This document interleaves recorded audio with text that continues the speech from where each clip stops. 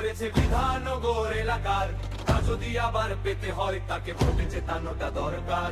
সুজিত বসু যা কিছু করেছে বিধাননগর এলাকার, তা যদি আবার পেতে হয় তাকে ভোটে জেতানোটা দরকার।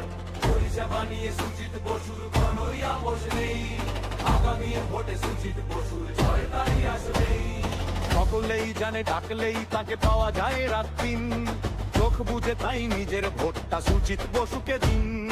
সকলেই জানে ডাকলেই তাকে পাওয়া যায় রাত দিন, চোখ বুঝে তাই নিজের ভোটটা সুজিত বসুকে